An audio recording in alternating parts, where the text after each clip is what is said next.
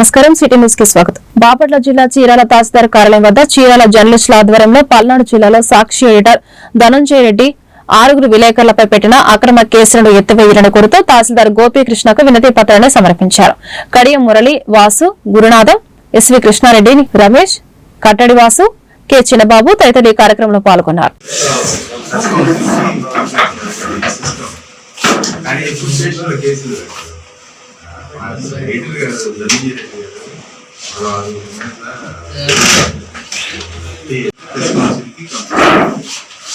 తప్పుడు వార్త అయితే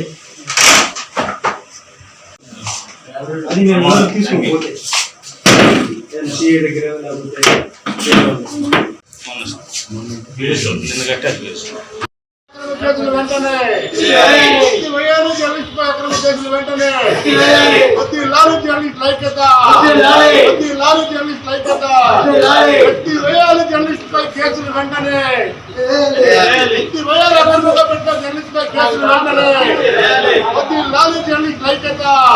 పల్నాడు జిల్లాలో జర్నలిస్టులపై అక్రమంగా పోలీస్ కేసులు బనాయించిన సంబంధించి చీరాల మండలంలోని జర్నలిస్టుల సంఘం వారు సదరు జర్నలిస్టులపై అక్రమంగా బనాయించినటువంటి కేసుల మీద దర్యాప్తు జరిపి వాటిని ఎత్తివేయాలి అని చెప్పేసి వారు సంఘం తరపు నుంచి ఒక రిప్రజెంటేషన్ ఇవ్వడం జరిగింది.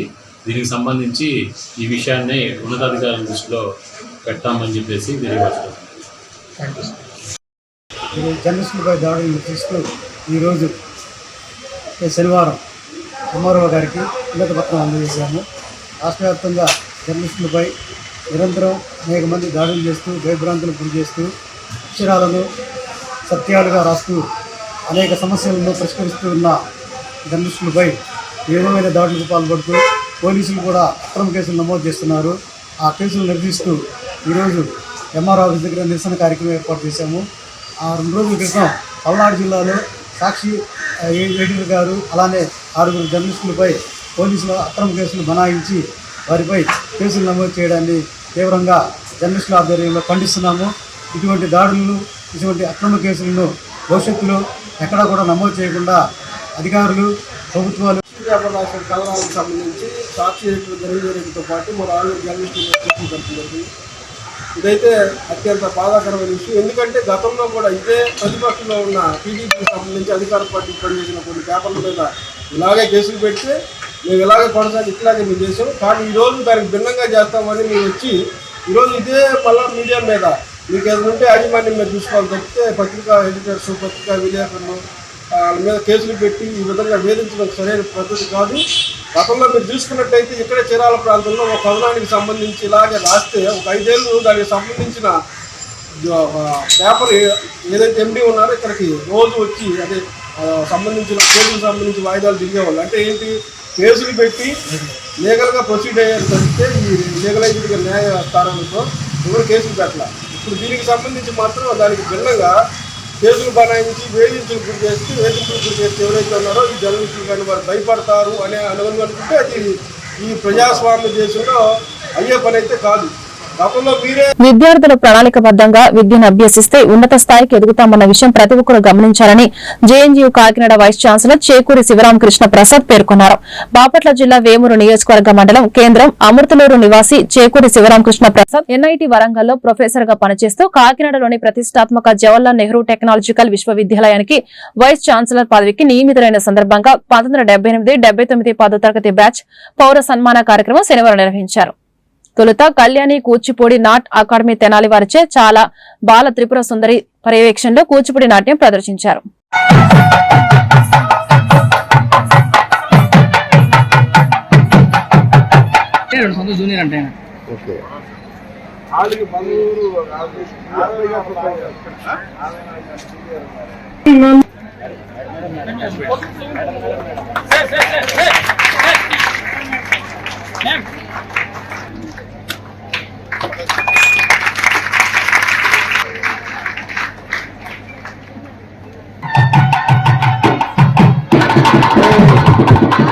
Thank you, sir. Thank you, madam.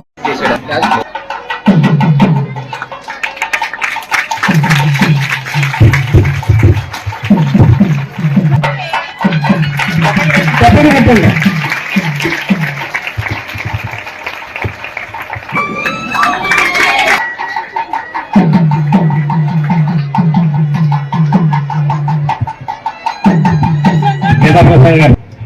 దానికి ఈ నేషనల్ ఎడ్యుకేషన్ పాలసీలో కొత్తగా చెప్తున్నారు. తర్వాత ఏం చెప్తున్నారంటే మాకు ఆ రోజుల్లో ఇప్పుడు మళ్ళా స్కిల్ అని చెప్తున్నారు. మాకు ఆ రోజుల్లో కుట్టు నేర్పారు స్కూల్లో, నవారాలటం నేర్పారు. ఇవన్నీ మేము నేర్చుకున్నాం స్కూల్లో, అప్పర్ ప్రైమరీ స్కూల్లోనే నేర్చుకున్నాం, ప్రైమరీ స్కూల్లో నేర్చుకున్నాం. ఈ రోజున మళ్ళా మనం స్కిల్ టెస్టులు పెట్టాలి, స్కిల్ నేర్పాలని సపరేట్గా మళ్ళీ చెప్తున్నారు. మరి ఆ రోజుల్లో ఉన్న స్కూల్ కుక్ టీచర్లు, నవారు క్రాఫ్ట్ టీచర్స్ అనేవాళ్ళు, వీళ్ళందరూ ఏమైపోయారో తెలియదు. కాలంలో కలిసిపోయినట్టున్నారు, ఆ పోస్టులే పోయినట్టున్నాయి, ఫిల్ చేయటం మానేశారు. ఇప్పుడు మళ్ళీ గవర్నమెంట్ నిద్రలేచింది, లేదు ఇవన్నీ కావాలి ఇప్పుడు పిల్లలకి అని. ప్రపంచంలో మీరు ఎక్కడ చూసినా కానీ బాగా సక్సెస్ అయ్యారు అనుకున్న వాళ్ళని చూస్తే ముందు అనుకునేవాడు ఐక్యూ బాగుండాలనేవాడు, అంటే బాగా తెలివితేటలు ఉంటే వాడు బాగా సక్సెస్ అవుతాడని. కొన్ని రోజుల తర్వాత గమనిస్తే తెలివితేటలు ఉన్న వాళ్ళందరూ సక్సెస్ కాల, ఫెయిల్యూర్స్ కూడా ఉన్నారు. తెలివితేటలు లేని వాళ్ళు కూడా సక్సెస్ అయిన వాళ్ళు ఉన్నారు. వాళ్ళకి అర్థం కాల, మేధావులకి ఏంటి తెలివితేటలు ఉన్నాడే సక్సెస్ అవుతాడు అనుకున్నాం, మళ్ళా ఏంటి. బాపట్ల జిల్లా సెయింటెన్స్ కాలేజ్ ఆఫ్ ఇంజనీరింగ్ అండ్ టెక్నాలజీలో బీటెక్ ఆఖరి సంవత్సరం చదువుతున్న విద్యార్థులకు వీడుకోల సభ నిర్వహించామని కళాశాల కార్యదర్శి వనమా రామకృష్ణరావు, కరస్పాండెంట్స్ లక్ష్మణరావు తెలిపారు. ఈ సందర్భంగా కళాశాల ప్రిన్సిపల్ డాక్టర్ కె జగదీష్ బాబు మాట్లాడుతూ విద్యార్థులు తమ శక్తియుక్తులను దారపోసి లక్ష్య సాధనకు తీవ్రంగా కృషి చేయాలని తెలిపారు. విద్యార్థులు ఆధునిక సాంకేతికత పరిజ్ఞానంపై కృషి సల్పి ఉన్నత స్థాయిలో స్థిరపడటానికి అందుబాటులో ఉన్న అవకాశాలను అందిపుచ్చుకోవాలని ఆకాంక్షిస్తున్నామన్నారు. ఈ కార్యక్రమంలో doctor CS Rao, director administrative manager RV Ramanamurthy, వివి విభాగాధిపతులు, అధ్యాపకులు, అధ్యాపకేతర సిబ్బంది పాల్గొన్నారు. మహానీయులను స్మరిద్దాం, వారి ఆశయ సాధనకు కృషి చేద్దాం అని కర్లపాలెం ప్రాథమిక పాఠశాల ప్రధాన ఉపాధ్యాయులు ఎనకొల్లు పోలీసురావు అన్నారు. శుక్రవారం జ్యోతిరావు పూలే జయంతి సందర్భంగా ఆయన చిత్రపటానికి పూలమాల వేసి వారి ఆశయ సాధన కృషి చేద్దామని అన్నారు. ఈ సందర్భంగా ఆయన మాట్లాడుతూ భారతదేశం యొక్క ఆనాటి సామాజిక రుగ్మత అయిన అస్పృశ్యత, అసమానత నుండి సమాజ స్థాపనకు నాంది పలికిన ప్రముఖ వ్యక్తుల్లో జ్యోతిరావు పూలే ఒకరు అన్నారు. ఈ కార్యక్రమంలో ఆ పాఠశాల ఉపాధ్యాయులు ఎం ఇందుమతి, డిఎల్ ప్రసన్నలక్ష్మి, సబీనా, శంకర్రావు తదితరులు పాల్గొన్నారు.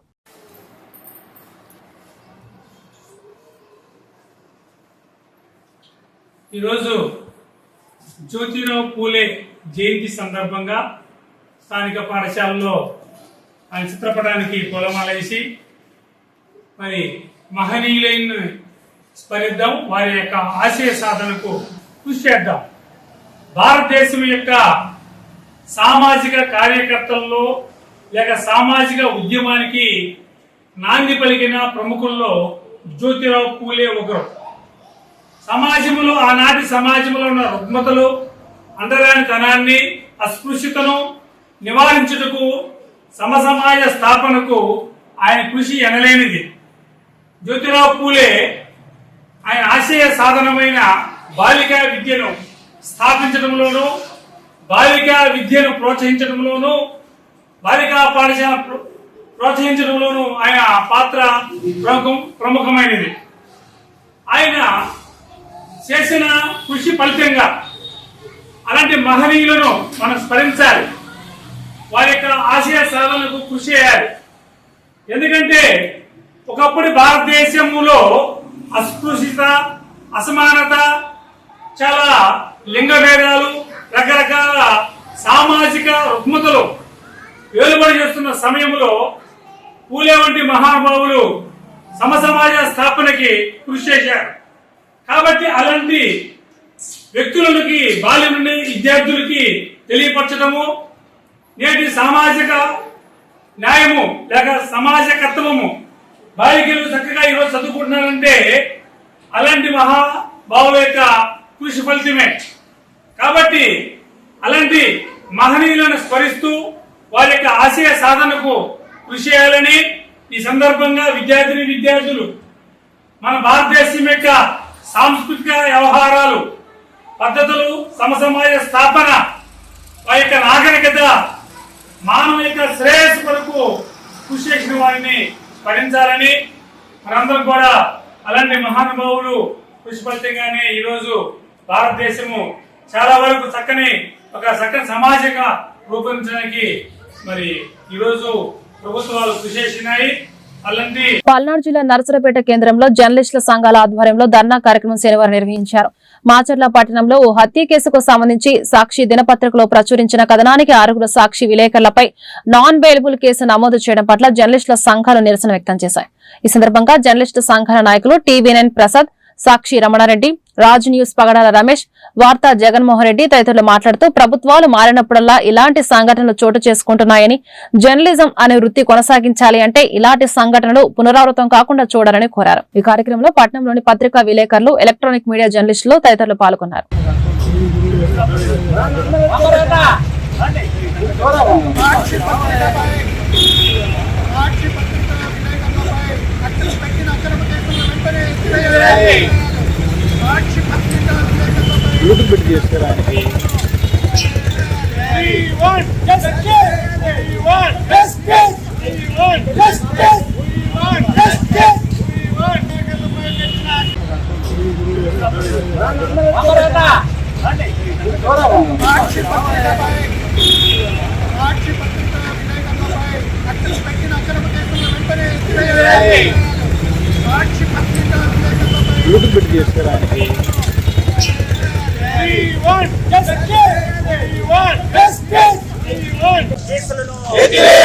జర్నలిస్టులపై పెట్టిన తప్పుడు కేసులను కాపాడాలి కాపాడాలి కాపాడాలి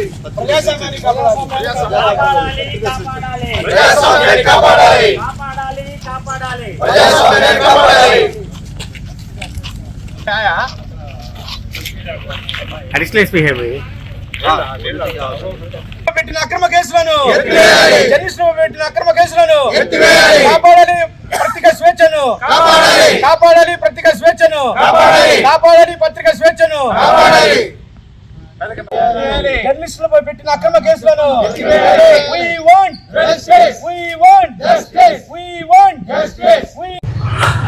అందరికీ నమస్కారం అండి. ఈరోజు ఈ నిరసన కార్యక్రమాన్ని చేయడానికి ముఖ్య కారణం ఏంటంటే, హరిశ్చంద్ర మాచర్ల నియోజకవర్గానికి చెందిన ఒక హరిశ్చంద్ర అనే వ్యక్తి హత్యకు గురి కావడం జరిగింది కొద్ది రోజుల క్రితం. ఆ హత్యకు సంబంధించి అన్ని పత్రికలు, మీడియా ఛానల్స్ వార్తలు ప్రచురించడం జరిగింది. ఆ నేపథ్యంలోనే సాక్షి మీడియాకు సంబంధించి, పత్రికకు సంబంధించి వారికి ఉన్న సమాచారం మేరకు వారు కూడా కథనాలు ప్రచురించారు. అయితే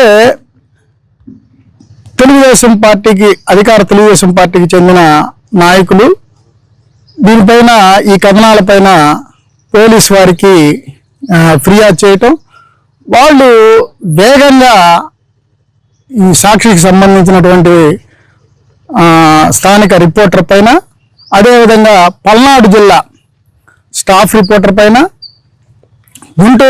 ఉమ్మడి గుంటూరు జిల్లా బ్యూరో చీఫ్ పైన, సబ్ ఎడిటర్ పైన, అదేవిధంగా ఆ పత్రికకు సంబంధించిన ఎడిటర్ ధనంజయ రెడ్డి గారి మీద 4 సెక్షన్లతో కేసులు నమోదు చేయడం జరిగింది.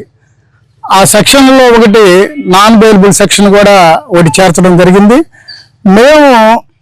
ఈరోజు మేము అడుగుతుంది ఏంటంటే, పత్రికలకు సంబంధించి వార్తలు రాసేటప్పుడు స్థానిక పాత్రికేయులకు కానీ, రిపోర్టర్లకు కానీ వారికి ఉన్న సమాచారం మేరకు ఆ కథనం కానీ, వార్త కానీ రాయడం జరుగుతుంది. ఇదే విధంగా ఈ రూపంలోనే సాక్షి రిపోర్టర్ కూడా ఆ వార్తలు రాయడం జరిగింది. అది కూడా ఆ చనిపోయిన హరిశ్చంద్ర అనే వ్యక్తి కుటుంబ సభ్యుల వాళ్ళ వాయిస్లు, వాళ్ళ రికార్డులు, వాళ్ళు చెప్పిన వర్షన్ ప్రకారమే రాశారు. దాన్ని బేస్ చేసుకొని రాసిన కథనాలని తెలంగాణలో ఒక రకంగా ఉంది, ఇక్కడ ఒక రకంగా ఉందని ఒకే ఒక కారణంతో, భిన్నమైన వార్తలు ఒకే పేపర్లో వచ్చాయనే ఒకే ఒక కారణంతో ఈ కేసులు నమోదు చేయడం జరిగిందండి. ఇది చాలా దురదృష్టకరం, ప్రజాస్వామ్యానికి మంచిది కాదండి.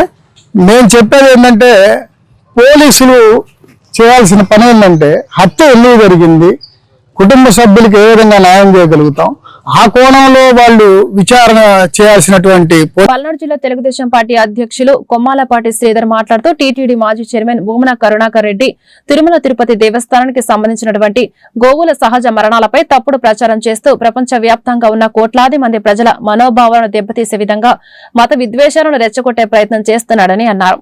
గోవులకు జియో ట్యాగ్ తీసివేశారని, మరణాలపై పోస్ట్ మార్టం జరగడం లేదంటూ తప్పుడు ప్రచారాలు చేయడానికి తీవ్రంగా ఖండిస్తున్నామని, మీకు ఎటువంటి సందేహాలు ఉన్నా రికార్డ్స్ చూసుకోవచ్చని అన్నారు. టీటీడీ గోమరణాలపై కరుణాకర్ రెడ్డి గారి యొక్క ఆరోపణలు చూస్తుంటే దెయ్యాలు వేదాలు వర్ణించినట్టు మనకు కనబడతా ఉన్నాయి. ఈయనొక జమానాలో దేవుడి మీద భక్తి ఉందో లేదో అనే దాని మీద అతనికే తెలుసు, బాగా ప్రజలందరికీ తెలుసు, తిరుపతి ప్రజానికానికి అందరికీ తెలుసు. సాక్షాత్తు శ్రీవారిని దూషించిన సంఘటనలు ఒకసారి గతంలో ఒకసారి అందరూ గుర్తు తెచ్చుకోవాల్సిన పరిస్థితి కూడా ఉంది. మరి వాళ్ళ యొక్క మాటలు చెప్పాలంటే ఆ పార్టీకి సంబంధించి, వైఎస్ఆర్ పార్టీకి సంబంధించి కానివ్వండి, అతను అంత ముందు ఉన్న పార్టీలు కానివ్వండి, వాళ్ళు మాట్లాడిన మాటలు ఒకసారి మనం గమనించుకోవాల్సిన పరిస్థితి. ఆ రోజు వైఎస్ఆర్ దైవన్న, అదేవిధంగా తర్వాత జగన్మోహన్ రెడ్డి గారి యొక్క జమీనాలో టీటీడీలో ఓ చైర్మన్ గా చేశారు. కానీ ఆ రోజు ఒకటే అనిపిస్తుంటది, నిన్ను చూసినప్పుడు అలా అనిపిస్తుంది, నువ్వు ఒక నామం పెట్టుకొని ఎక్కడా దొంగభక్తుడిగా ఉన్నావు అనే దాని మీద కూడా ఒకసారి అనిపిస్తూ ఉంటుంది. ప్రజలకు అనిపిస్తుంది, నాకే కాదు ప్రజలకు కూడా అనిపిస్తూ ఉంటుంది. మరి అటువంటి వ్యక్తిని మీ యొక్క రాజకీయ జీవితాల్లో కులాలని మతాలని అడ్డం పెట్టుకొని సవాలమైన రాజకీయాలు చేసిన సందర్భాలు ఎన్నో ఉన్నాయి. దాంట్లో భాగంగానే ఈరోజు మీరు సాక్షాత్తు ఆ యొక్క గోవును పూజించే ఈ హిందువులు కానివ్వండి, అదేవిధంగా భక్తులు కానివ్వండి, ఒక్కసారి మనం ఆలోచిస్తే వారి యొక్క మనోభావాలని ఎంతగా ఇబ్బంది పెడుతున్నారు అనేది ఒక్కసారి మనం గమనించుకోవాల్సిన పరిస్థితి. గీతలో చెప్పారు, పుట్టినవాడు గిట్టక మానడు. ఈ యొక్క ప్రపంచంలోనే కాదు, ఈ యొక్క మొత్తం జీవులన్నీ ఏ విధంగా పుడతా ఉంటాయి, ఏ విధంగా పెడతా ఉంటాయి అనేది అందరికీ తెలిసిన అంశమే.